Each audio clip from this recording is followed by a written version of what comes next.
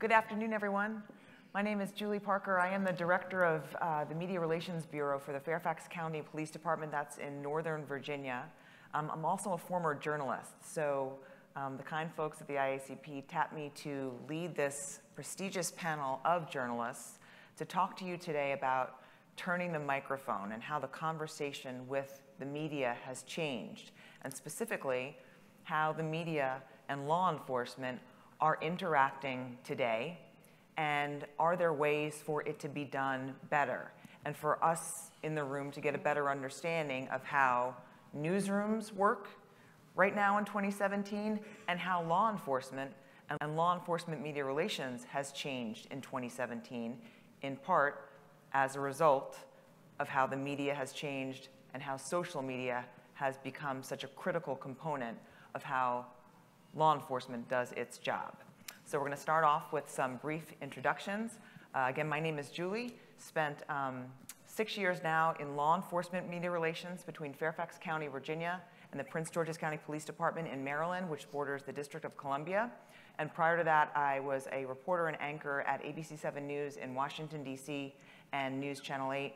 I covered the Beltway sniper, the September 11th attacks, the Washington Redskins, crime, the metro system, et cetera. I was a general assignment reporter all over, out and about the DC region. So great to be with you all today. And we'll start with our first panelist, who is Jeff Pegues of CBS News.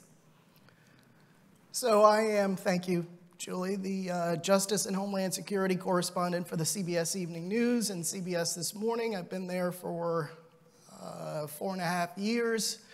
Before that, spent about 20 years in local news, with the last stop being WABC in New York City. So what I do on a typical day, we want to go through that now, or we want to wait? Just give us your highlights about your resume, and then we'll get into highlights about the resume. Well, I cover mostly these days the Russia investigation. However, any big national law enforcement related story, I'm on that now for the CBS Evening News and CBS This Morning, and all CBS radio stations across the country. You'll hear me. And as you know, there's a lot going on in law enforcement these days. I've written a book about the conflict between the black community and law enforcement, so that has taken up a lot of my time as well. And so I think those are the highlights. Okay, thank you, Jeff. Kristen. I am a KYW News radio reporter. That's here in Philadelphia, so it's CBS Radio. Soon we're going to be jumping out of that, moving in with Entercom. But I have jumped through a few TV opportunities. I was an assignment editor for CBS 3 News here in Philadelphia. And then prior to that, I worked for Fox and Fox 29. And then I came over to KYW News Radio, and I've been covering federal courts, crimes that happen. Recently just covered our former Philadelphia District Attorney Seth Williams case. He's actually being sentenced tomorrow. And a few other court cases that are notable. I've also covered, we had the Pope here, we had the DNC here, so I've covered several different large events, and then the security behind that. Have bugged plenty of my PIOs and police friends for different stories that kind of come out of that. So, thank you. Josh. My name is Josh Margolin. I'm the senior investigative reporter for ABC News for the network. The title is part of what I do, which is report and research and help to produce investigative projects that air on all of our various shows, including Good Morning America, 2020, World News Tonight.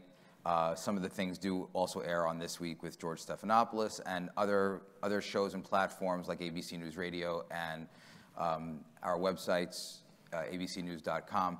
When breaking news happens, my job transitions to a position where I help to coordinate our reporting of a story, which is different than our logistics of a story. So the best, most recent example is I helped to coordinate all the reporting that came through and appeared on all ABC News platforms out of Las Vegas. So if a fact was reported in terms of a number of injured, number of dead, what the most current timeline was, whether or not there was a second shooter, I was responsible either for helping to get that information or helping to clear the information because it was verified and usable on the air. I played a similar role with the San Bernardino attack, with the Pulse attack in Orlando, and then I also produced our look back at both San Bernardino and Orlando a year after each of those attacks. We did a half-hour special. I came to ABC nearly 5 years ago after spending 20 years at various newspapers around the country, most recently the New York Post, where I had essentially the same beat that Jeff has, where I was the New York Post's federal law enforcement and homeland security reporter based downtown at New York City Hall. Thanks, Josh. Shimon. Hi, I'm Shimon Prokopez. Thanks for being here, and thanks to the IACP for doing this, and certainly for having us and for having me. I work at CNN now. Prior to CNN, I worked at WABC with Jeff, so he and I go way back. Three of us here kind of are former New York connections, and Josh still in New York. I covered the NYPD for probably about 10 years in New York. I've done every job pretty much in a newsroom. I was an assignment editor, I was a field producer, I was a producer, and then when I came to CNN about 4 years ago as a producer, I covered covered law enforcement, the Department of Justice, and the FBI, mostly with a focus on local law enforcement, so that when something like Orlando happens or a Las Vegas happens, I would be the person who CNN would send in to try and build relationships with these police departments and develop information, develop storylines, develop interviews, look for officers who we can potentially interview. So I did that for CNN for about 3.5 years or so, and just about 3 months ago I was promoted. I was given a title as a reporter, and I appear on air now. I also, like Jeff, focus a lot on the Russia investigation. There's a small team of us now who used to cover just crime in the Department of Justice at CNN that have now been tasked with unraveling some of the Mueller investigation of what's going on with the president and his people and that investigation. Occasionally, when there's a big breaking story like Las Vegas, I will be taken off the Russia investigation and perhaps maybe just for a day and able to concentrate on some of that reporting. But generally, all I do now is focus on that investigation. But I have a long history of working with police departments and sort of just trying to develop sources and trying to develop information. So Shimon likely knows, having covered, for example, the NYPD for 10 years, what I have found after being a reporter and then working in law enforcement media relations is how alike reporters and police officers are, right? There's this thing about adrenaline that we all love, and there's a passion about your profession.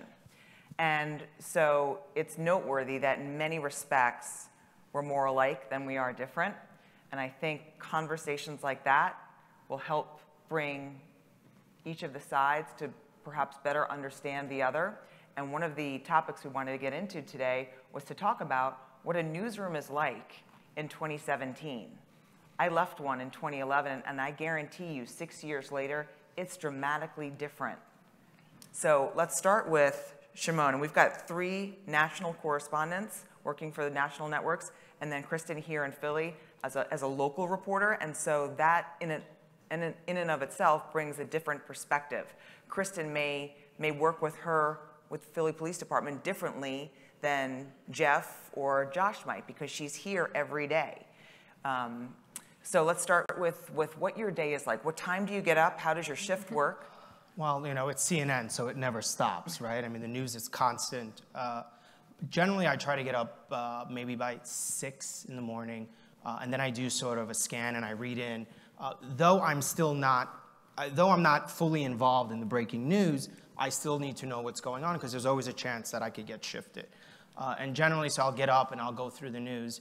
And there's a lot of things that are going on that I don't cover or I can't cover right now, but I generally read in. And what I can tell you, most of us who cover this beat, we read in, we read newspapers in the morning, we certainly check Twitter, we check other social media, Facebook, and then we go through our emails. I mean, I go through all my emails to see what went on overnight.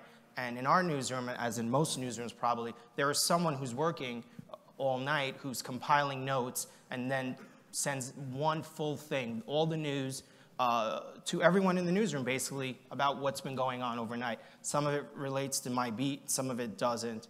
And then basically there are conference calls all morning. I mean, they start at 7 in the morning and they go probably till about 11 on the various issues maybe that CNN may be interested in covering.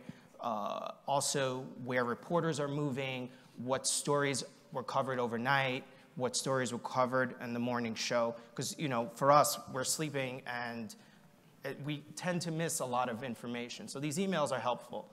And there's occasionally we will be tasked, well, I will be tasked with trying to find out something that's going on at the FBI. And I'll get an email from a producer or our beat leader who will say, hey, can you make a phone call on this and see what your sources are telling you? And usually it's more about knocking stories down, telling someone this is not true.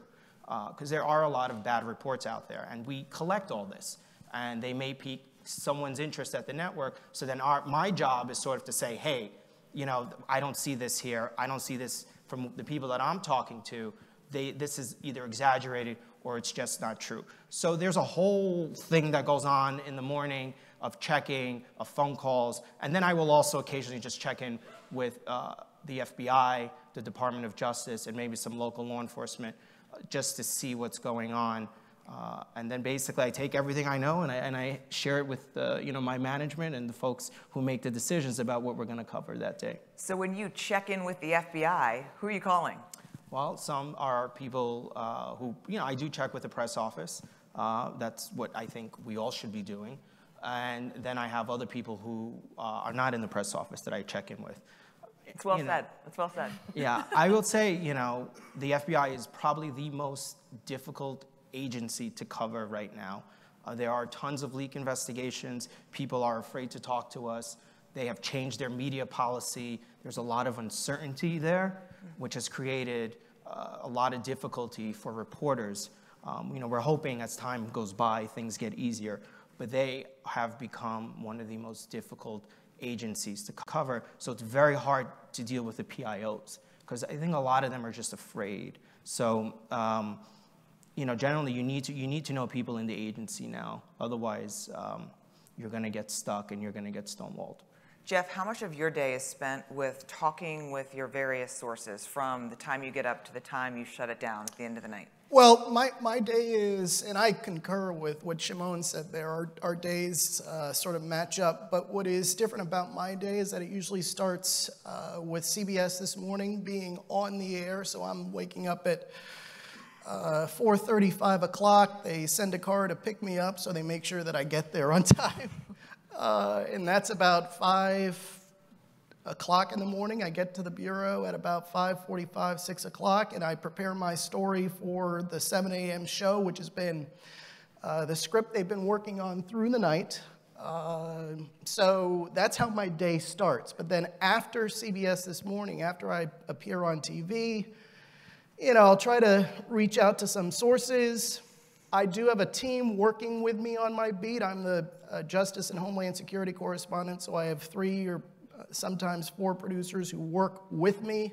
So they're calling their sources, DHS, FBI, CIA, DEA, just casting a wide net trying to see what's going on. And that's usually every day during the week. And then through the day, we, you know, after conference call after conference call, we spent a lot of time on conference calls. A lot. Which is a little frustrating. But that's how you coordinate better, and you come up with the story of the day, and then we start working on gathering the elements for that story, reaching out to sources, trying to get as many specifics on stories that we can from different sources. We put that together. I write a script. The script goes to one of my producers. He makes his tweaks, comes back to me. I make more tweaks, send it back to him. You know, so anybody who thinks we just kind of throw this stuff on the air, we don't. I mean, there's a lot of, it's like being in college all over again. You have a professor grading your paper. So after the producers see it, the script, it's sent to a senior producer who looks it over, and that person is in Washington. Then it's sent up to New York, and Anthony Mason, who's now anchoring the show, and he's looking at it with the team of producers around him and the executive producers. And then it's sent back down to New York after some revisions, and then I track it, and then it ends up on the air at 6:30. And through that process, we're trying to stay on top of Twitter and breaking news and whatever else is happening to change that story. So that is the day in a nutshell, right? It's changed a lot over the last 5 years or so, as you've noticed, and it seems to change all the time. So we're all going through this period of really long days, right? You said you sleep. I don't know when you sleep. I sleep maybe 5 hours if I'm lucky, because I usually go to bed and there's stuff that I have to deal with. But Well, I bet Kristen, though, as a local reporter here in Philadelphia, is not on conference calls each day, all I'm day. not. You're out in the field. What are Yeah. you doing? Well, I work a couple blocks from work, so what I end up doing is, I wake up about 7 o'clock, you check, and you make sure that you're not missing anything big, whether it be, on Twitter, kind of go through all of the local paper, the local TV stations, all through Twitter, and then on my walk, I make a few phone calls, and usually the first one is to our Philadelphia Public Affairs office, just to see, are there any press conferences, or is anything scheduled for the day? Police department. Police departments, Okay. or specifically the Philadelphia Police Department, just to give you a heads up of, yeah, there might be something coming up at 11. So you can walk into your 9 o'clock meeting and say, there's a press conference at 11, and kind of give them a little bit of a background about what it may be about. So we have an editor in radio who can then decide where that may go for the day. We're a 24-hour news organization. We're on all the time. So we have to keep all of our news up to date, and we need to put the top story at the top. So if that press conference happens at 11 o'clock, let's say, I need to have something usually on the air by about 11:30 or noon. And then it has to hold for about 24 hours. I may have to do another story to push it through. But a lot of my day is also spent going through court papers and court dockets to make sure that I'm following up on cases we've covered here. So I have a calendar that has a lot of scribble on it about, okay, this has been moved to this day and that has moved to this day. And so I kind of know what I'm doing when I'm going into the day. I know a little bit about what's going to happen. The other thing that's always been very helpful for me is I have a good relationship with our Philadelphia federal court system and with the U.S. Attorney's Office, and they kind of have given me a structure of, okay, Mondays, usually this happens. Tuesdays, sometimes indictments come down. So I have a clear view of what I need to be looking for when I need to be looking for it. So if I'm on Pacer, I'm on one of our dockets or one of our portals, I have a little bit more of an idea of what I need to be looking for, and then also how to move forward the story. But if there's breaking news that happens, all of that goes to waste. You're not going to court today, you're not doing whatever, you get on the door, you get in a car, and you're on scene, and we go live right on scene through our phone. And that's something that has drastically changed, it's one little button that will get us live on the air. From your phone. Literally patch it in from my phone, it's an app, it patches right into our studio, and I can just go live for a minute, 2 minutes, and I get there, and if we've had shootings and murders and different things that happen here in the city, things that happen with SEPTA all the time. And you get to the scene and you're just describing what you know. And then second comes, okay, now go and decide, talk to people, find out what happened at the scene. But that's, and then you might go live You again. do the reporting after the fact. After Sometimes, you say, this is what I see. because Right. I'm here first. Right. So I'm going to tell you there's cop cars here on this street. There's, no, I'm not saying cop cars, but there are police here on this street. They have these streets blocked off. We're getting reports that this person may have been shot, that they were transported here. So you have very little bits of information, but then you can go on and talk to the detectives and to different witnesses and just try and gather. But you're trying to create the story for radio. You're trying to create the story so that people understand it, so that people can kind of see it in their mind about what's going on. And it's big on writing too. But. Josh, let's get you to take us into the piece of this discussion about the value that you find in working with a police department, a sheriff's office, the PIO, but beyond that. What is the value in an investigative reporter having a relationship with a chief where you can pick up the phone and say, Chief, I'm hearing this. What can you tell me? So, especially in a traditional network like CBS or ABC, where we have a schedule that consists of independent shows different than CNN that's constantly on or radio that's constantly on, we have two tracks that are constantly at work. We have the breaking news or the news of the moment, and that is constantly being expressed on ABC News Radio and abcnews.com, and the material that we're constantly putting out to our affiliates all over the country. You see the ABC logo on a local station where they're getting material from us all day long, 24/7. Additionally, though, we're preparing for World News Tonight, for Nightline 2020, which is Friday nights, and then Good Morning America the next morning. In order to tell properly the story of what has happened after several hours, after the night has passed, we need to actually understand it better. And that's really where it comes in, because when you're first out on the scene, you can describe what you're seeing, and that's incredibly important. It's critical. But it also, as we know, is not the story. It's not the full story, certainly. You know, just because there's a bloody corpse doesn't mean that a guy was killed in a gang fight, killed by a cop, killed by somebody else, you know, killed himself. And that's just an extreme example. So part of what we need to do, either back at the newsroom or when we have to go somewhere like a San Bernardino or Orlando or somewhere that's not even as a mass casualty, we need to be in contact with law enforcement so we can get a handle. Getting an answer from a chief that is, I don't know yet, we're still trying to find out, is perfectly acceptable, because that's true, that's the story. We're not looking for the chief to say, oh, I have the whole thing solved, believe me, we'll be in court tomorrow morning.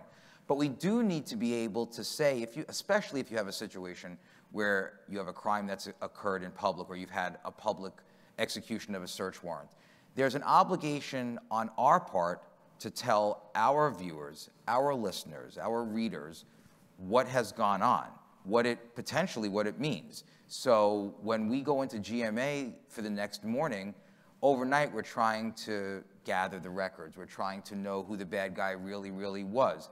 Has he been caught? If he's been caught, when's the court appearance? Because he has this kind of a record, he's likely not to get bail, or he was on parole. All of these things, and it may not necessarily be the chief. There's a complete understanding among all of us that the chief or the sheriff or the director of public safety is somebody who might not be able to break away and speak to us at that moment. They're running the investigation, they're running the operation, they're in the command center. But especially in the case where you have something that's breaking in public view, we need to be able to speak to somebody who is able to say something. You know, especially now with Twitter and everybody being armed as a journalist on every street in the world, potentially, you know, waiting 24 hours for the search to be over and the guys in the windbreakers to come back with the boxes and then to go through it and then to issue the press release. I mean, I'm 46. Those were nice days, but they're long gone. I remember being part of that where the cops said, I'll tell you tomorrow morning. Tell you tomorrow morning just doesn't exist. It's like, tell me in 5 minutes. You know, and that's not an exaggeration. Shimon, is there an example of when you've gone off the record with a PIO where it's benefited both of you? Yeah, I mean, a lot of the off-the-record stuff usually, I find where it's helpful is when things are not true. That is a very important part of what you all do.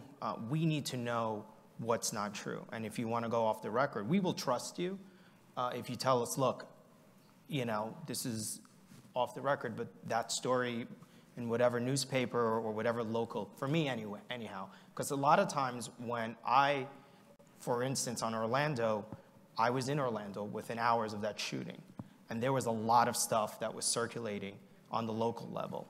And being able to get on the phone with some people and just say, hey, this is what people are saying, and having that ability for someone to tell me off the record that's not true, is extremely valuable, especially for a network like CNN, because we will take something in some cases, and we are very careful. If I could sit here and tell you for hours how our vetting goes. It's hours-long process.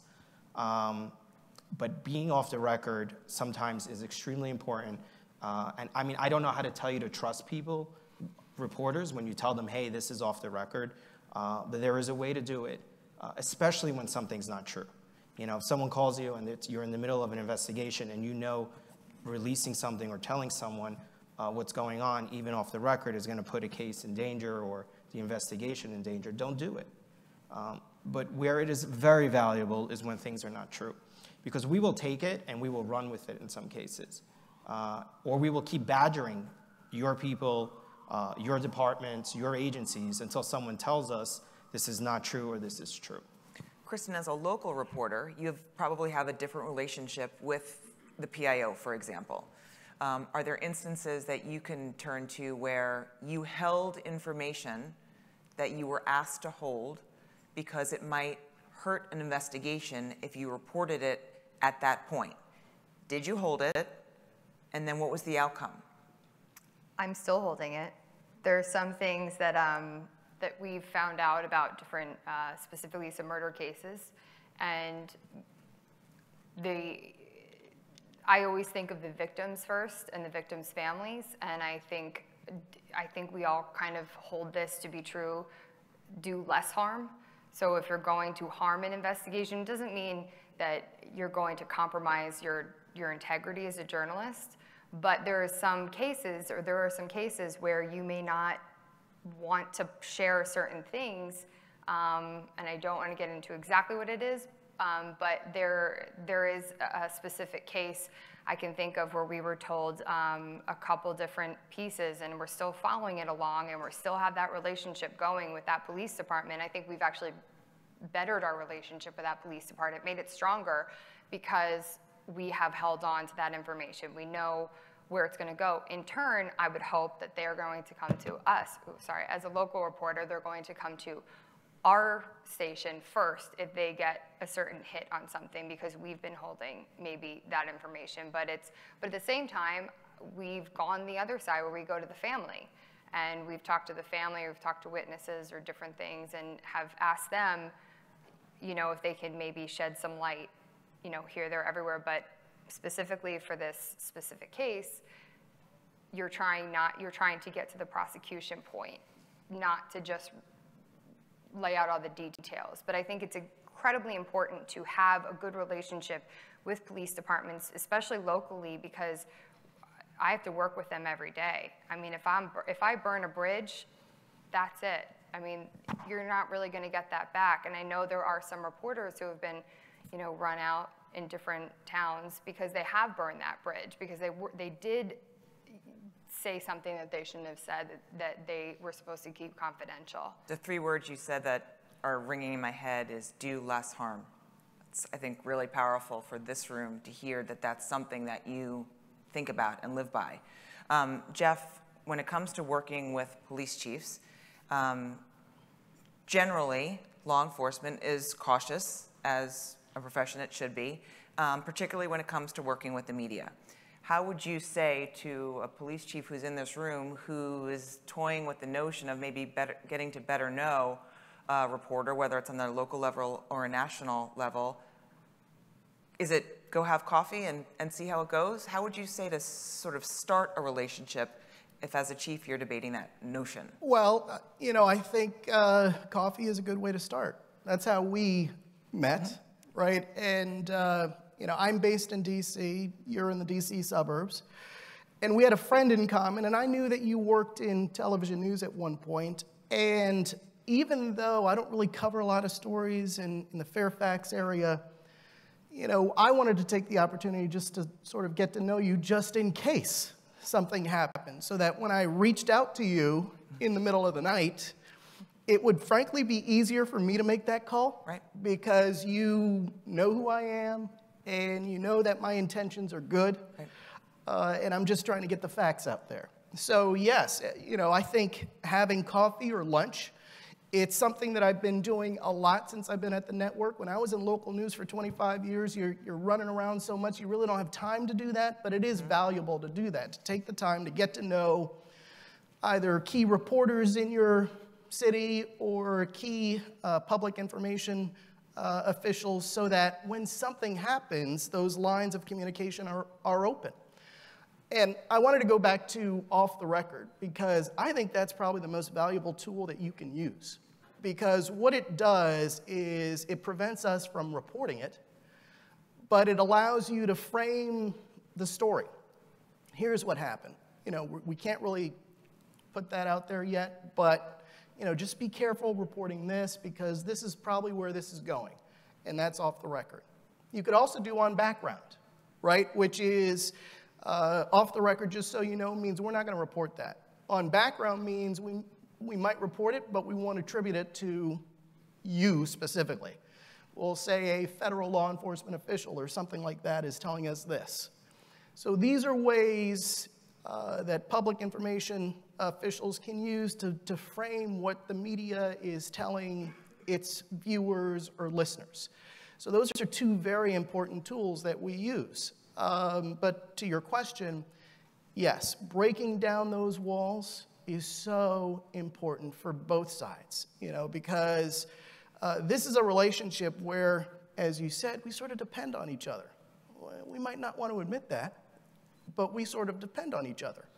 You want us to get the story right because then, that helps your job. It makes your job easier. And it certainly makes our job easier too. So if you have certain reporters or producers that you trust, go to them, get the story to them, because then you frame it a certain way, and then the narrative that is factual comes out. Josh? Just one thing to add to that, and then I'm sorry, but I think also for someone who, for me, when I come into a city where I don't know anybody, and this happened in Orlando, I was able to punch through someone because they were just willing to see me. It was a chief from a small department, and I just went and met him. He had time to see me, and I went to his office, and we had a conversation. And I told him what I was there doing and my background, and I told him what I was looking for, and really it was his help. It was all I was looking for. Guide me. I don't know anyone here, and there are a lot of reporters like that. We come into your cities, you don't know us, but if you have time to see us on these stories, I would urge you not to hesitate. We're in your office. Presumably the conversation would be off the record, but if you have time, do it. Nothing bad will come of it. So with the right reporter. Yeah, I mean with the right reporter, but you're not going to know who the reporter is. If I came into this guy's city and he was willing to see me, I didn't want leap of faith. But it did help that you were working for CNN or CBS or ABC. Because you have credibility. Absolutely. Yeah, that helps get the foot in the door. Because as you know, there are so many different news outlets out there, and some, let's be honest, the reputation scale is different. But I think you know what you're going to get with the organizations that are represented here. And I do think that's important, especially in this day and age. Josh, you've spent a lot of time in airplanes lately and gone to a lot of places that are dealing with tragedy. And you've watched law enforcement respond to these mass casualty incidents. If you could point to 3 best practices that any police department has to do in the wake of a tragedy where the eyes of the country, the world, are upon this law enforcement agency, what would you say? So the first thing I would say is that every chief or senior agency official who's going to be the one tasked to handle the briefings in your mass casualty, you should have an SOP that says who that person will be if that terrible incident happens, and that person should spend time in the public information office. I'm not kidding. There's one of these mass casualties that's happened in the last few years, and honestly, the department was totally outmatched by the media that descended on his town. But because that chief had been a public information officer, he knew exactly what he was going to do. He knew the first briefing, he knew every reporter in front of him, and he took it from there. Now, obviously, there's a level of confidence that has to come along, but as we all know, anything in law enforcement, you're better when you pull your gun the second time than when you pull it the first time. It's training, it's confidence, it's knowing what it's like, and that's critically important. Spend some time and learn the reporters. I think it's important to remember, as somebody who's going to be addressing the media either on the phone or at these briefings, take a break, breathe. Remember, it's going to be terrible out there. You're going to feel really uncomfortable with a lot of cameras and shouting reporters. The reporters are shouting because we need information and we need it fast. We're being shouted at, so we're shouting at you. It's nothing personal, but you should go have a cup of coffee, wash your face, put on a fresh shirt before you go to that briefing. It will suck. Remember that. It's supposed to. That's how it's going. It's a terrible story. Your agency is being besieged because of the crime that's occurred, and now you're feeling besieged by the media. We are not doing it to make you feel bad, but we're going to do it no matter what, right? We're just going to go cover our story. So we all will get through it together, but remember, it's going to feel really, really uncomfortable. And I would just say we've had one of these things where after the fact, I said that the chief, he really should have taken a break, taken 45 minutes, had the briefing a little bit later, had a cup of coffee, and washed his face. He would have felt better, and he would have felt more comfortable. And the other thing is, the pre-briefing meeting that goes on in the command center, that is really, really serious. You, as a chief, need to depend on your executive staff. I don't care if it's a department of 4 cops or 4,000. You need to make sure that your executive staff, the people who are going to brief you and grill you in that trailer, they know that they are empowered to really give it to you. Because every question that they're going to hit you with, you're going to get when you come out to that stage, and more. And it's going to feel really, really uncomfortable. But if you know the answers, look, as I said before, the answer may well be, I don't know, right? The first question is always going to be, is there another gunman on the loose? Public safety. That's the first thing. It's always the first question. Is the public at risk? The next question is going to be, who did this? How did he get the guns? Was it legal? Then it's going to be on to motive. You're not going to know the motive. I mean, you might have a manifesto, and if you do and you can say it at the first briefing, great, but let's assume you can't. That's fine. You're investigating it. The reporters are going to ask the question. You don't have to have an answer. I would suggest the worst play is to give one answer that you are not confident in, and then 24 hours later you need to change that answer. That's going to make you feel even more uncomfortable. And then psychologically, you're going to be unhappy at the second briefing where you're changing your answer, and you're going to take it out at the microphone. And I'll give you the fourth best practice, but it sort of hovers over all of the others. Yes, we're the ones you're talking to. Yes, we're the ones in the audience, and we are the ones making you angry. But the truth is the cameras are live. The reporters from the newspapers are writing. We're all tweeting. And the people we are talking to are your taxpayers. Everybody in public sector law enforcement works for the taxpayers. So I would recommend not to defend ourselves because we do plenty of stuff that's indefensible. I get that. But just a recommendation, if you get annoyed at us on camera, you're showing that side of you to your taxpayers. You don't want that. You just don't want it. If you're angry at a reporter, if you're angry at me, if you're angry, I had this in Las Vegas. They were angry at one of our correspondents. Believe me, we had a couple of 4-letter words on the phone, but we didn't do it in public. I see public information staff in this room that has had to call me to yell at me, and they love it and will do it tomorrow. And the next day we'll be friends, and the next call will be the other. Just don't do it on camera. You know what it's going to be like, but train. The other quick thing I just wanted to add to that is accuracy with names, pronunciation, spelling.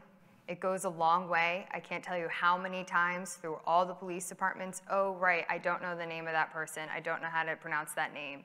It is crucial to what we do, especially in broadcasting. It's crucial because if we mess up that name, that opens all doors for legal problems in the future. So that's just a quick... The name, not to jump on that, the name is important because some of these things that you don't see going on, when you say that name at the podium, we have producers and researchers back at the newsroom who are going through Accurant, who are going through credit card records. We employ private investigators. It's not a secret. And they have access to DMV records and everything else. So if the wrong name came out at the press conference, the wrong name is being run, which means the wrong person is going to have a crowd of reporters from all of our stations and networks in front of their house because the name was wrong. Not that the name is wrong intentionally, it's a mistake.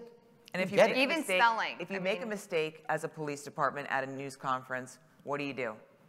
Clean it up. You put out a release. Immediately. You tweet it. Immediately. The mistake, everyone gets mistakes. How many times have you had to call, if chiefs in the room, you've had to call a reporter and editor say, your person made a mistake. Look, one time, you'll accept the mistake, right? Even though, I mean, within reason, you'll accept the mistake. We accept the mistake. If you made a mistake and you know you made a mistake, you tweet it out, you put it out, you have your public information office get on the phone to your key assignment desks, you make sure it gets cleaned up. And if you have to eat it because some guy transcribed it, it was an error. It just was an error.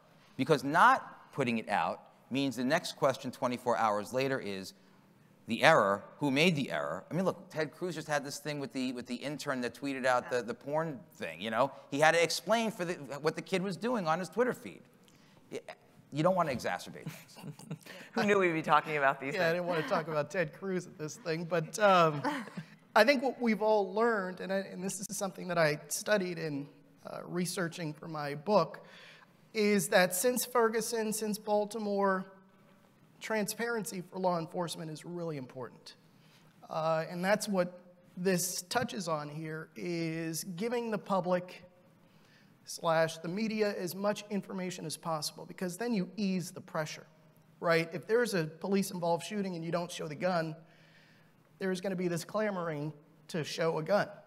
You know, and I've after following the NYPD for many years, they are really good at getting that gun out there, so that puts to rest any sort of conspiracy theory that might be out there. So you really have to be as transparent as possible. And yeah, it starts with the police chief, getting the message out in a clear and coherent way and showing any type of images that you can, whether it's body cam video or whether it's a still of that gun, because that also helps the media tell the story. Do you generally feel that police departments today as a whole are transparent?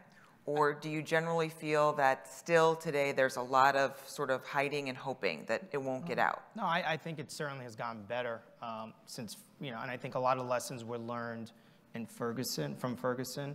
I think in certainly the last few shootings that unfortunately we've all had to cover, I think even Las Vegas, I think that the sheriff there, you know, started off doing a wonderful job.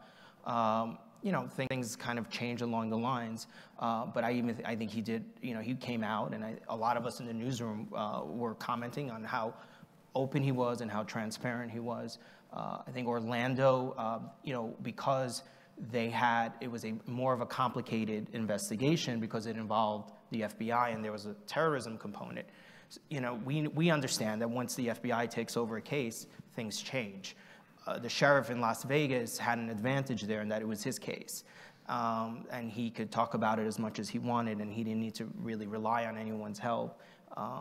So I think locally, police departments have gotten a lot better. I've covered some police-involved shootings, some controversial ones in Minneapolis. I thought the police departments there tried as best as they can to be transparent, but that didn't seem to matter because the protests were the protests.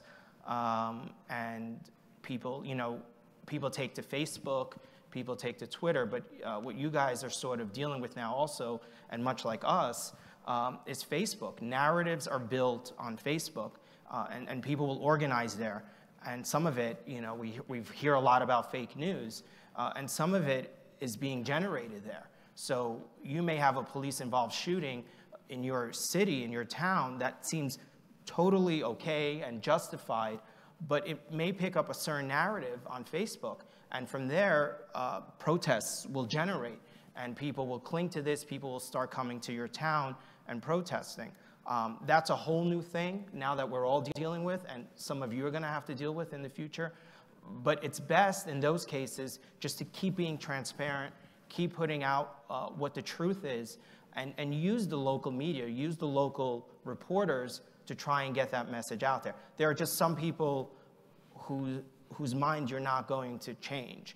And we will probably be there to cover those protests and try to give both sides.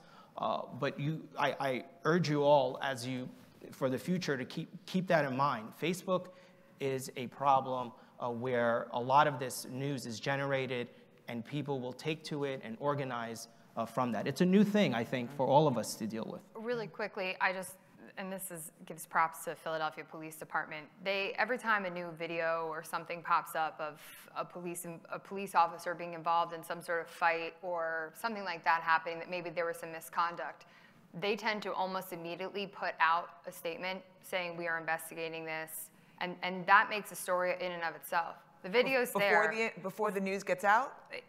Usually it's seen on Facebook, on Twitter, it's being tweeted about. Different organizations are tweeting about this. I can't believe this happened. I can't believe this happened. But in a sense, they verify it happened. So that's transparent. I mean, that's a point for them, number one. And then number two, they give us a statement saying, we are looking into it, we are investigating it. And I mean, we have 45 seconds, so we're a little bit better. But for us, that's a story. And then you follow that story along. But getting ahead of it, I think, works the best. SEPTA, I know, is here too, and they also do the same thing. Something is seen, it's all over Facebook, it's all over Twitter. They're on top of it. They're saying, this did happen, and we are looking into it. We are investigating this on our own. I think that's crucial, I think. What is your take when a police department has a critical incident? Let's say it's an officer-involved shooting, and it's in the early stages, and you're trying to get information.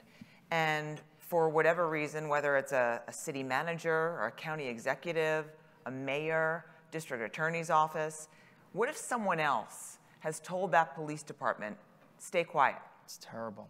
It's terrible. What I always say is, and this is where I sort of get on my high horse and the arguments really begin in full force. I try to remind the PIOs and the chiefs that they have independent obligations. It's like that opening to Law and Order. The DAs do one thing, and the cops do something else. Now, I just had a conversation like this morning regarding the Las Vegas thing. There has got to be a place where we can work, and the cops can be transparent. There is a lane. If there's a willingness to do it, there's a lane to run in to get the information. Because, if they're talking about they're shooting, there's a public scene. What is the scene? What's the nature of the crime? Is there a public safety element? Is there a madman on the loose? I mean, look at this thing in Tampa. The cops in Tampa are begging for the public to both stay safe and help them because they've got a guy shooting people in the dark. But there's, I would love to find the jurisdiction where the DA can absolutely tell the independent police department not to say a word. Now, maybe in certain jurisdictions like New Jersey where the county prosecutors have oversight, maybe they decide we'll handle the public information, but they damn well better handle the public information. Someone has to answer the question. We had the thing, I'm sure everyone up here covered the Boston Marathon bombing. That story only got better for the FBI when they started answering questions.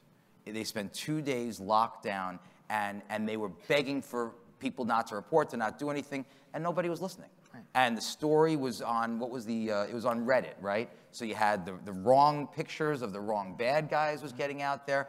I was at the New York Post at the time when all this was happening, and it was brutal for law enforcement until finally the FBI brought in reinforcements. They brought in public information staff from Washington, from New York, and they said, look, we've just got to change this. We've got to start talking. So they were very proactive. Boston PD did a fantastic job on Twitter. The first day, the first day. But remember, this is the time, at this point in Boston, so the Justice Department had not allowed the individual U.S. attorney's offices and the FBI field offices to be on Twitter. So they had no means of social media communication.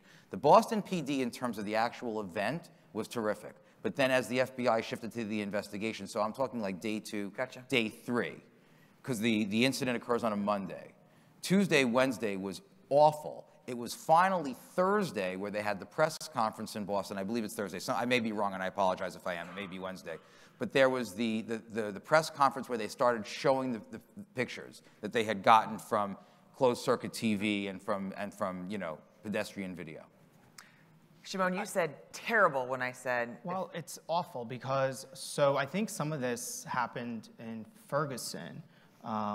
They had initially issued a statement and they waited 2 days and they knew a lot that first day. And, this is years later, we know that. I was there because they were sharing information with partners, certainly on the federal level. So the Ferguson police and the local prosecutors there knew a lot about, obviously, what happened. They knew the history of the guy they shot, Michael Brown. And so they knew a lot, and they waited too long to it was like drip, drip, drip. And when you do drip, drip, drip, it just adds it's just fuel to the, and the community there felt the reason why when police finally came out and talked about this incident in the convenience store, and there's this video, and there may have been a robbery, that came days and days too late. And the community was like, well, you're just putting that out there to dirty him. And at that point, they thought it was already a cover-up and a conspiracy. I went yesterday, the Orlando chief, Mina, gave a presentation here on the Orlando shooting, and I was there, and he talked about how during that shooting, the FBI didn't want him putting out information, right? They knew this was going to head towards a terrorism case, but he fought with them. He said, I'm getting killed, there are false narratives out there, I need to talk, I need to, and it's important for the leaders in these cities, these law enforcement leaders, the chiefs and the sheriffs, to fight against that, to fight against the FBI, to fight against the people you work for in these agency heads, and to say, hey, this is what's going on. I need a way to say something. There's always something you can say to try and calm people down, to give us a little, so that we have something to focus on. And I think that's where police departments get in trouble. If you completely shut down, we're going to think you're hiding something. There's something else going on here. We work for some very smart people who have been doing this a very long time, editors, managers, executive producers. And when we come to them and we say, the police department's not saying much about this, well, they're like, well, something's going on here. And we have experience covering law enforcement. There may not be anything going on here. It's just maybe a department that is unwilling to talk, or is being prevented from speaking by lawyers. And we could only argue that so much. And I just think you have to be able to say something. Because when you have the drip, here's some info, a day later, here's some info, the police department no longer has any control of its narrative. You guys have it, and the people have it who are tweeting about it, not the police department. Right, and I think the chiefs in this room and at this conference who have been chiefs for a little bit of time realize you can't say no to the FBI. They're used to local law enforcement saying no, they don't like it, and they're still going to be there as long as it's not a jurisdictional thing. When it comes to a terrorism case, they take your case, we get that. But in terms of other things, the FBI will always want you to say no, and the answer always has to be, I'm sorry, you don't represent my taxpayers. Just a year ago. Last week we had the verdict in the Chelsea bombing case in Lower Manhattan. Remember a year ago, a guy from New Jersey set off a bomb. It went off in Lower Manhattan on a Saturday night, and another bomb had been planted. Jury came back with, convicted on all counts. He's going to jail for life. His stash of bombs that never exploded was found on a garbage can in Elizabeth, New Jersey, next to the train station. And the mayor of Elizabeth, New Jersey, held a press conference, answering everyone's questions until the questions were done. And the FBI called him and said, you've got to stop talking. And the mayor told me this, you've got to stop talking, and you've got to stop talking now. And he said, when you run for mayor of Elizabeth, New Jersey, and represent my taxpayers, you can then do that. Otherwise, I'm talking. It takes everybody remembering what their jobs are and who they work for. I really think that's the truth of that. And I think the concern on the law enforcement side is that mayor is going to ruin our investigation because he or she is talking. Right, and so what we need to do, instead of the FBI or instead of the DA just saying, don't talk, you need to have an intelligent adult conversation where you say, okay, I'm going to answer the public safety questions because my taxpayers aren't going to be exploded this afternoon. You don't want me to say X, Y, and Z. Give me the X, Y, and Z you don't want to say. He's a mayor of a city. He's got to be smart enough to know what he can't say. He can keep a secret. But don't just have some low-level flunky at the FBI or DEA or Justice Department call in and say, you can't talk. It's silly.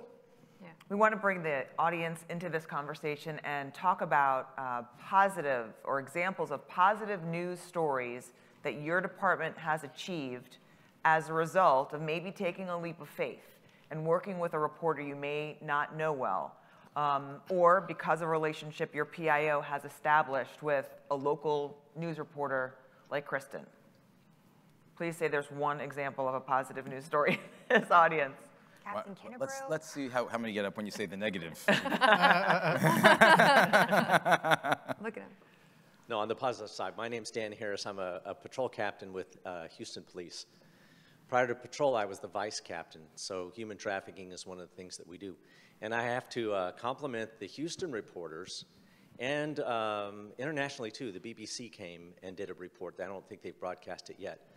But our viewpoint was, we want to target the Johns who are creating the problem, fueling the demand. The women, by and large, are actually victims.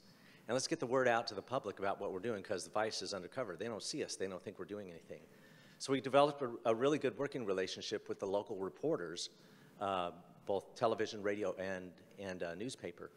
And we would bring them along on some of our operations. And we asked them just, hey, just don't show things like the license plates of our cars so that we don't burn our unmarked cars. Don't do some of the, tell them some of the tactics that we use and all that stuff. But it's a really good working relationship, and I think by and large within Houston, we've got a good camaraderie there, and we work with each other. You help us with putting the word out to the public of what's going on and how they can help us solving crimes. And you're right, we need you, you need us. So I think that way it's very good. The other thing that I think we understand, you said, Julie, I think you were talking about, I think it was you, Julie, anyways, about the story is going. No, I'm sorry, it was all of you. Basically, the story is going, and you're trying to develop it, and it's being edited, and you're making comments, going back and forth. And in real time, things are also adding to it, more and more layering on top of it. And you have to vet what is the truth and not the truth. So it's like the phrase I use of, you're trying to fly an airplane while building it in flight, constantly going on. So by and large, the media actually does a pretty good job on that. And I think we, the police, if we look at it like a symbiotic relationship, we can help you with that problem too, instead of being adversarial. So overall, within Houston at least, I think our relationships are very good, very professional. Good. Do you want to make a point? That was nice. That's nice. Yeah, and I was going to Somebody should hire that guy for a media organization. Yeah. I was going to say, it was great, too, that you're allowing your reporters to go out there with you doing the human trafficking. That's something that just needs to be in the news. We were just talking about that, the operation. I did a story with the FBI, Operation Cross Country, that they wrapped up last week, which, I was interviewing these folks at the FBI and I was saying, there's no other side to this story. There's one side to this story, which is this is bad and here's what you need to know, because it's one of those stories that, it is underreported. For some news organizations, the topic is a little uncomfortable, so they don't want to talk about that. But we did this story with the FBI, and they gave us access to, video opportunities that we might not otherwise have had. And so, there are ways to work, as you noted, with the media where we're getting exclusive footage that nobody else has, which makes us happy, and you're getting the coverage that you want for an important story, which ultimately will help recover young kids who are in sex trafficking, or help women recover who are being put in these situations. So all in all, that's one of those situations where it's a good thing to collaborate like that. And there's so many other opportunities for that. I think most of the time we're all on the same page. There are going to be the big stories where there might be more of a adversarial relationship in some aspects of the story. But oftentimes, we're going after the same thing. We want to get the story, and you want it covered. You want your officers to get the attention and the praise that they deserve for doing good work. Well, how are you going to do that? By getting the media to focus on the good that police officers are doing in their cities each and every day. I watched that story, CBS this morning, and just smiled thinking that Jeff had built this relationship in order for the FBI guys and girls to trust him to do it. And then he does the story, it's a good story, and then what becomes of their relationship afterwards? It only gets better. He's going to get another story as a result of basically his good behavior. Good job. Sir? Hi, good afternoon. Hi. I'm Gary Stiles. I'm Chief of Police in Fulton County, Georgia. City of Atlanta's in my county. And I'll give you two widely separated instances of dealing with media. I started my career during the missing and murdered children cases in Atlanta.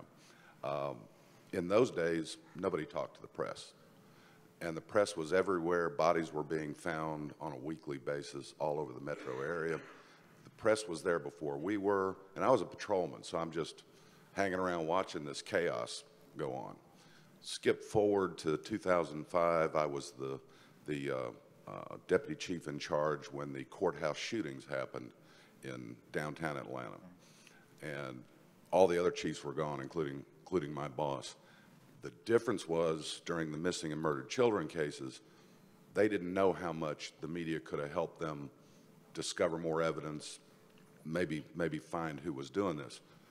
After all those years, we used the media. I was at CNN many times just telling them who we were looking for, where he was last seen, because there was a lot of misinformation. So overall, I've had a fairly good experience with the media. I haven't been burned a lot, but I was a PIO for many years in the department. So they've got my cell phone number now. It's never changed. And they call me and go, is this true? They know I'll tell them the truth. No one's ever really burned me on the off-the-record thing, although I think everybody's heard horror stories about it. But I just, you know, I get along most of the time with y'all. We haven't shouted at each other a lot. Good. George is different. We've done a lot of work in New York. There's some New York people here. We're going to shout later. Don't worry about it. Jersey and New York, There's a lot of shouting. It's just a natural thing. We're a lot more polite. But thank y'all for. But again, the chief was a PIO. Yeah, exactly. So you had it. You knew that the reporters were just trying. We're all trying to do a job and go home at night, right? I mean, ours isn't as dangerous as yours, but it's just a job. And you knew there was you knew the reason the reporters were getting more insistent at 4 o'clock was because deadline was coming. And you knew that they were going to be there before you got there because they had your scanner air and they ran out. True. If there's one piece of advice I could give your reporters is get the schedule from the chief's office of when they say they're going to do the news conferences. And if it doesn't fit in your niche as far as your storyline, tell them quickly on that, because quite frankly, I don't pay attention to when your deadlines are. I don't have time to do it. My PIO tries to, but might not. So if there's a real reason why you can't get the story on because of how I scheduled the timing on the press conferences, let me know. I don't know if my friends up here, but I would let you know. Don't worry about it. Yeah. But, Deadlines are ASAP. When I get asked when my deadline is, I say it's ASAP. Yeah. That's great customer service, But though. no, I know what you're that's saying. the problem. Everyone tells me Right. ASAP. Right. Yeah. Yeah, there's no deadline anymore, honestly, because of Twitter and Facebook and social media. You know, this is every minute of the day, it seems, and I'm not, you know. Well, I know the locals have got deadlines. But Locals, networks. I'm Right, but 24/7. in Atlanta, WSB is going to early local news at 4 o'clock in the afternoon, right? 4:30. Right. And so you know that a 3 o'clock press conference is going to push it. They really are going to, you know. Yeah, it needs to be 2:30. Right, to 2:30. So if you're going to have a half hour, 45-minute press conference, you're going to want to be done away from the podium, 3:15. They can get there. They can feed back in. They can do a stand-up. They can get a pull-aside with you. You know how that's going to roll. That's what I'm talking about in terms of being aware of the deadlines. I mean, with Twitter and CNN and 24/7 News, there's always a deadline there. But in terms of the shows that have to be built, Correct. in the sort of historic network fashion, there's a real life deadline. Yeah, and you know, I always forget about CBSNews.com and CNN.com. That stuff is updating like every minute. So for us, And- we're digital first. Yeah, it's all day long. Right. I used to be able to sit on a story that was an exclusive. Can't do it You can't do it anymore. Can't do it anymore. You can't sit on it because Shimon over there will like, tweet it out. Shimon. So you can't wait. I mean, it's really, the news cycle has really changed. It is so intense. You know, based on where I started 25 years ago with a typewriter and a pager on my hip, I mean, it's amazing. It is remarkable. And so, yeah, for those of us on TV, there is a deadline. But even for us, it's like every minute there's a new deadline because something has been reported somewhere else. A typewriter. Thank you. typewriter. Thanks, Chief. Thank you. Sir? Thank you. Hi, I'm from a Canadian city, a large city by Canadian standards. But when you asked Name of? Hamilton, Ontario, Canada. Sure.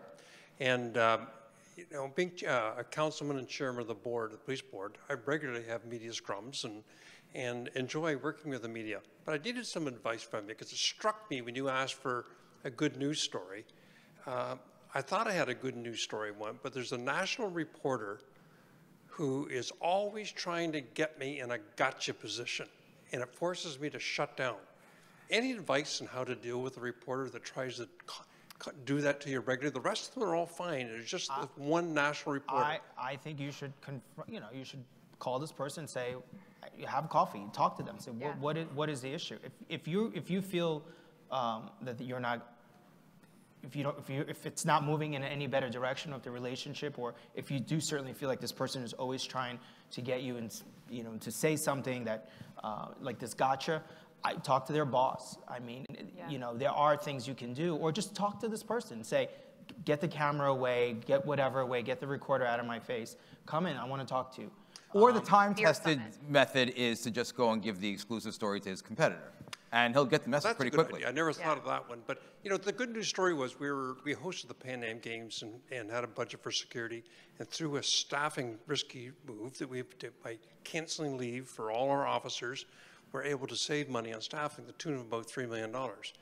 And she must ask me the same question 7 times. In fact, it was 7 times. Who did you rip off to do this? And it wasn't. It was because we canceled leave of our officers, won a grievance, and were able to do this thing. And after, I give her the exact same answer 7 times, but she was relentless, so I just walked away. Truth is, there are bad cops, right? There's chiefs in the room. Some of you have had bad cops. It's happened, right? It's been known to happen. There are bad reporters. You're not going to love every one of us. I mean, I take pride that you're going to probably like ABC better. But, you're not going to love every one of us. If you don't get along with a reporter, if a reporter burns you, I never suggest to government officials or police officials to work with a reporter you don't trust. It's a bad idea. So just right thing to do is just walk away? No, I mean, I think Shimon is right. I think you should have the confrontation. You should sit down, and maybe there's a way to work through it. But if there is no way to work through it, see ya. I would also say that just being as polite as you seem to be very polite, being as polite as possible on camera, you're just not going to feed, it's like a bully, I guess, going after you. You're just not going to feed that. So you just say, I can't talk right now, I can't talk right now, thank you, thank you. They're just not going to get what they want, and you're shutting it down when you do that, when you're just, we can talk off camera, just being very polite with them, I think. We can talk off camera if you'd like. I mean, they just won't have anything to have for their story. It'll make you look like you're so polite, and they won't have this gotcha moment that they really wanted. Because it's an uncomfortable position to be put in, where someone's trying to get you. Especially. Right. And you just, so what I just pull back and shut down, because nobody likes being in that position. I mean, if you have the conversation with her, you might find out that there's something about it. She might have had a bad experience with your predecessor, and she might have had other reasons. So I think Shimon is right that you do want to, if you value the organization, and the organization is important given your city and who covers you, then there's a way to try to make it work. But otherwise, if it's just not going to work, just don't answer the question. But be careful, sir, before you spin on your heels and turn away when you're finally sick of it after 7 times. If the person is saying to you 7 times, why are you ripping us off? Why? And then you turn and walk away, guess what video is going to be in that story? Right. It's you turning and walking away from the camera with some line about, he just gave up and left But I us. explained it to her 7 times. We canceled leave, we went through a grievance, we were able to save this money, but she wouldn't accept it. But I think Julie's point is right. The visual, I think if you're having an argument with her or you're not engaging with her on camera, I think you want to just be cognizant of if you walk away from her and she's still rolling, if she's dedicated to screwing you, you're giving her material. Well, it was a paper. Oh, okay. It wasn't a television That should station. be easier to avoid. Yeah. Yes, yes. Sir? Good afternoon. Hi. My name is John Ancanasio. I'm a captain with the New Hampshire State Police. And I wanted to share a couple positive examples that we've had with the media in New Hampshire. Particularly one group, we had a reporter from a news agency and a cameraman that came to us in regards to some stories that were out there in the media with the militarization of law enforcement. And the reporter wanted to kind of get to the bottom of it, find out what we were about with the state police. So this reporter, Celine MacArthur, and Freddie Wheeler, who's a cameraman, produced I believe it was a 9-part series on the New Hampshire State Police, and it highlighted all the different aspects of our agency, and we were able to build tremendous trust with these people, in so much that they wanted, I ran the narcotics unit at the time, they wanted to kind of ride along and do some stuff with us initially, and we have a huge opioid crisis going on in New Hampshire. With that happening, we had all sorts of people coming in and out looking to ride along, looking to you know, watch us kick in doors and do all this different stuff. I was like, the last thing I wanted was, you know, another partner, you know, riding along with me at the time and my undercover guys and so forth. So we kind of pushed it off. So that being said, they came back to us after they aired the special, all about New Hampshire State Police, all about everything we do, with the exception of the narcotics unit. And they were like, you know, hey, we'd like to get a little bit of input from you guys. We're doing an additional special called Beyond the Badge, or excuse me, Beyond the Border, which highlights all the opioids coming, the heroin, the fentanyl coming up the East Coast from the Caribbean. So we worked with them. We decided, okay, let's take a chance, and we worked with them. They produced another special that's going to be airing soon, but it shows the partnership with us, with DEA, with the other federal agencies that again, this reporter and the cameraman made, the importance of, you know, taking a chance, of being willing to sit down, have that cup of coffee, talk, understand where you come from, but most importantly, building trust. And the next time, hopefully you won't, but if you have something controversial or something where the media has to initially give your agency the benefit of the doubt, you know that reporter and that photographer are more likely to do that than had they not engaged with you throughout these series of stories. Absolutely. Yeah. Thank you very much. Thank you. Good afternoon. My name is Tom Nestel. I'm with the Transit Police here in Philadelphia.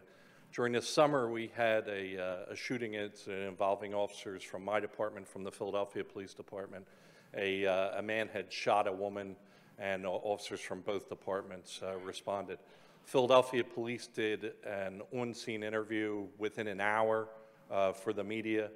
The following morning, I meet with executive management of the authority because we have body cameras, and our officers had their cameras on and there was video. There's no mention of that the night before. There was no need for mention of that, but my conversation with the executives was that we should put that body camera video out there that morning. The first question I got from internally was, who's asked for it? Right. And I said, well, no one has asked for it.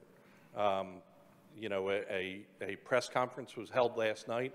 The basic information was provided like we all do, but I have body camera video of this.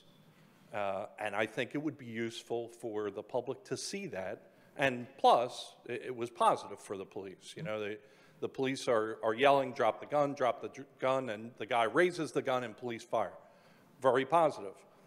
If it had been negative, I would have done the same thing. And that was the question was, if it showed the police in a bad light, would you do that? And my response was yes.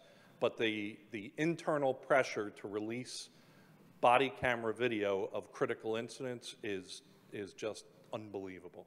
I think who's asking was the key phrase in that, because that's the mentality of, well, if they're not breaking down our door, then we don't have to give it to them. But we have to think beyond, in law enforcement, you have to think beyond just the media.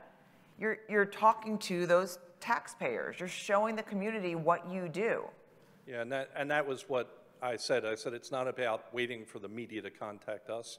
It's about us telling the public what occurred and what we did in response to that. Philadelphia Police Department was very supportive of that position, but internally, I can tell you that there was a tremendous struggle, and in other places that I've worked, it's the same thing. It is, who's asking for it? Well, let's wait and see if someone asks. Right. And in this case, I was able, you know, to push back at least enough to release it, and it was very positively received by the media. Go ahead. In Orlando, after the Pulse, so the Orange County Sheriff, they responded. It was a mutual aid call. I mean, all the local departments responded. It was firmly within city limits, but close to the county line. The city general counsel decided not to release the body cam and ended up getting sued by a coalition of news organizations and losing because Florida's open access public records laws are really, really clear. Anybody from Florida here, you know that everything in Florida pretty much is public records. So they lost, predictably lost, and had to spend however many thousands of dollars it took to lose a clear shot losing case. The Orange County Sheriff did release they didn't have body cam, they had dash cam. So they released very, very quickly. And they the same result. Both agencies had to release video, but because City Hall insisted on saying no, they got sued and they lost and wasted money. And the Orange County Sheriff, they just said, it's going to come out. So we might as well just release it because that's just the way it is. And they did. Like maybe 10 days later, it was really no time at all. And then they're in charge of, we are deciding when we're releasing our video, we're giving it to the public. They look better having done it that way. I hate to open this can of worms, but are there any maybe not so positive stories from the law enforcement perspective to the media where you can ask these correspondents their advice on what you could have done differently in a situation? Perhaps you did trust someone that maybe in hindsight you shouldn't have, and it did wind up burning you. Or is all media coverage awesome and there's nothing negative to talk about? Got one. Sir, we got one. 47 years ago at age 21, I went into law enforcement. After 2 years, out the door. And now I have media credentials. And I have a perspective of what I've seen, so I'd like to ask a question. How many people in here are at the rank of below chief? Not chiefs, below chiefs. Okay. How many people in here are actually chiefs or head of their departments? It's pretty even. I am a spot news videographer. I'm what's known as a stringer. You may call me a freelancer. I have in my pocket press credentials from the San Diego Police Department, a fire line pass from 1976 when I had hair, a fire line pass from the city of Hartford, Connecticut. The chief's been dead for about 10 years, but the card says indefinite, and I have my ID card. The people on stage, and I'm not taking anything away from you, you're at the top of your game. I mean, I was dealing with Cheryl Atkinson when she was in Fort Pierce, Florida for a local station. Nika Brzezinski cut her teeth in front of my camera when she got to the scene. A stringer, unlike a TV station, will very often provide you the raw video that they've shot. But the problem I have is access. The problem I have is standing outside the tape, putting a camera on my shoulder, and the minute I turn the floodlight on, I'm a target told to move, but I'm outside the tape. What's the question for the media, sir? The media is this. How often, and you're right, you've been talking about how it's all changing. Social media and the cell phone makes everybody in the country a 5-minute, 30-minute, or one-day member of the news. Because when CNN knows that there's a private video shot of the scene before anybody gets there, they want it. ABC wants it. NBC wants it. Even the Fairfax County Sheriff's Department, if it's got stuff in it, wants it. And I think that when you're talking to these people about dealing with press conferences, you're absolutely correct. But what do you do when it says only authorized members of the media can enter? Yeah, so can I just answer that? Because I haven't worked at the NYPD, and then maybe we can move off this topic. The NYPD actually does give what you call stringers press passes. There was a lawsuit over that. Well, whatever it is, but they do it, and having worked there for a long time, I mean, it just, you have to cover breaking news, and there's certain procedures. So you'll have, I mean, I just think that's how you sort of deal with that. In terms of video, I mean, our like CNN, NBC, ABC, every network relies on Twitter and relies on people who are in places, unfortunately, when things happen. And so, yeah, we do take those videos. A lot of times those videos wind up getting licensed, so we do have to pay for it, and we pay a lot of money for it. So, in terms of that kind of stuff, that's what we do, and it has actually helped us cover a lot of stories, and it's given us images much quicker than ever before. But I think the point is, scene access is, just because we work at these large organizations, I got to tell you, I'm probably engaged in a scene access argument or discussion at least one day a week.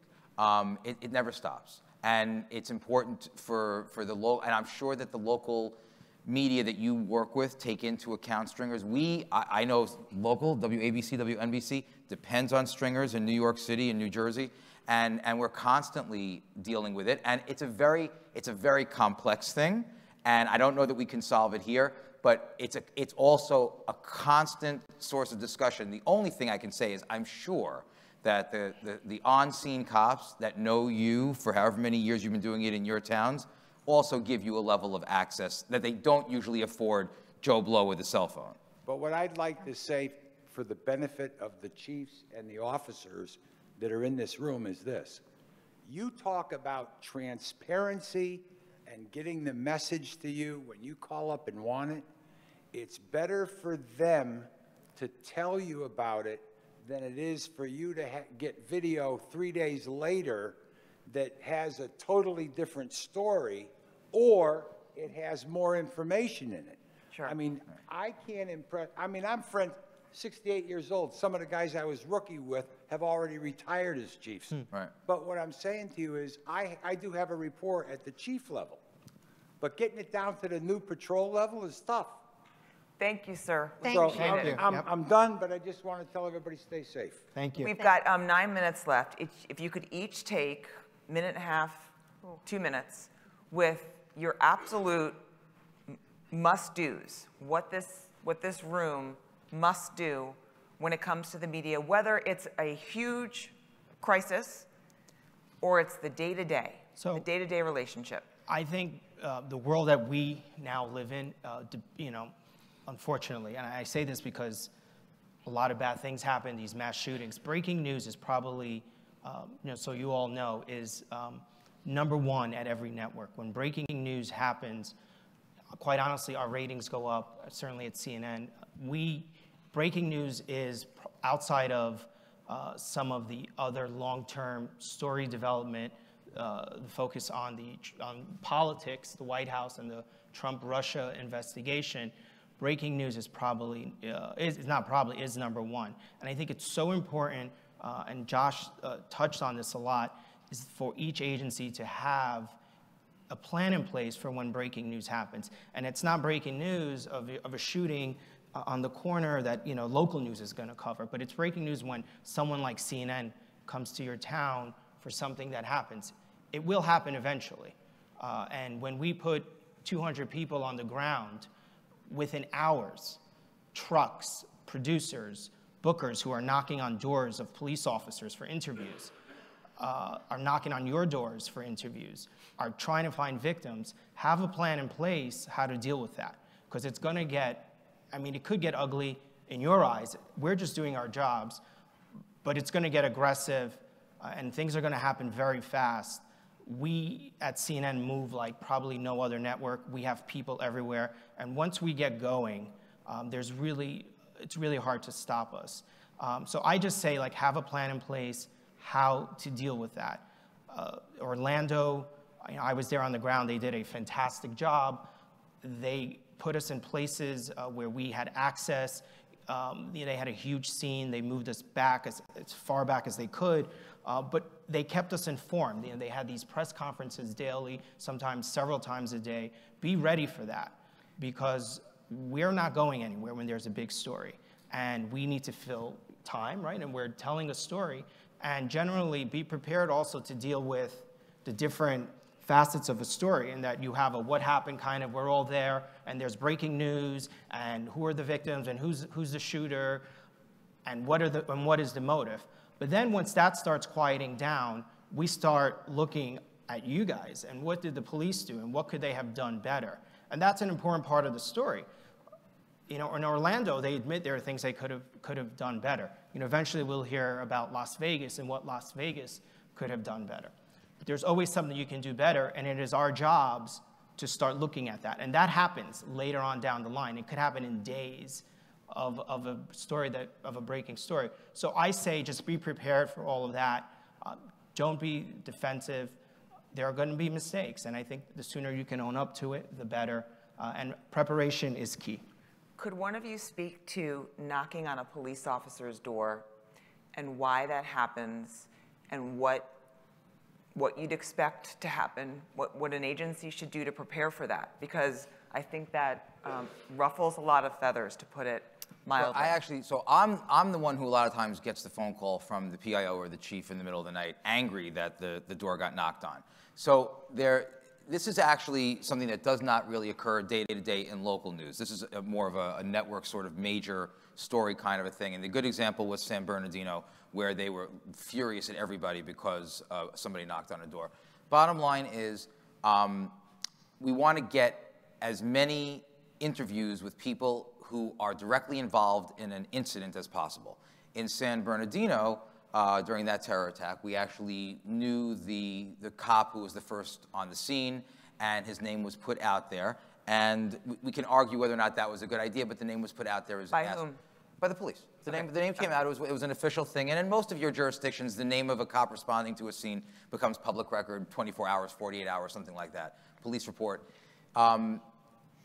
So the networks all employ producers, usually more junior people, but they could be senior, called bookers.